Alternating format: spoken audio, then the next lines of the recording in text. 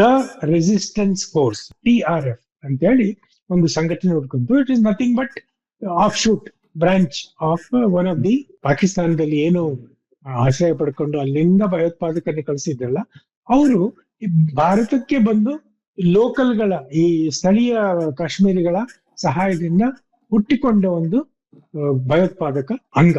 ಅವರೇ ನಡೆಸ್ಕೊಟ್ಟಿದ್ದು ಇದು.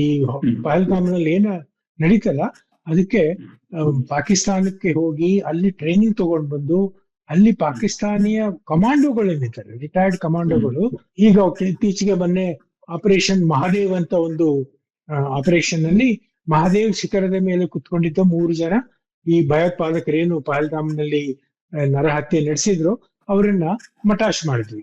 ಸೊ ಅವರೆಲ್ಲ ಪಾಕಿಸ್ತಾನದಿಂದ ಬಂದವರು, ಪಾಕಿಸ್ತಾನಿ ಟ್ರೈನ್ಡ್ ಕಮಾಂಡೋಗಳವರು. So they are not Ajmal Kasab ನಂತರಿಗೆ ಒಂದ್ 30,000 40,000 ಅವ್ರ ಕುಟುಂಬಕ್ಕೆ ಕೊಟ್ಬಿಟ್ರೆ ಅವ್ರು ಬಂದ್ಬಿಡ್ತಾರೆ. ಅವ್ರಿಗೆ ಗೊತ್ತು ವಾಪಸ್ ಹೋಗಲ್ಲ ಅಂತ. ಬಟ್ ಭಯೋತ್ಪಾದಕನ್ನ ಹುಡುಕೋದು ಅಷ್ಟು ಚೀಪ್ ಅಲ್ಲಿ ಪಾಕಿಸ್ತಾನದಲ್ಲಿ. ಹಾಗಾಗಿ ಇವರು they are properly army trained commandos.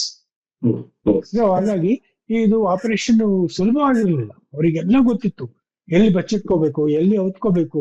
ಅವರು ಆಹಾರ ಬಂದೂಕು ಎಲ್ಲ ಕಟ್ಕೊಂಡ್ ಬಂದಿದ್ರು 3 ತಿಂಗಳ ಅಷ್ಟು.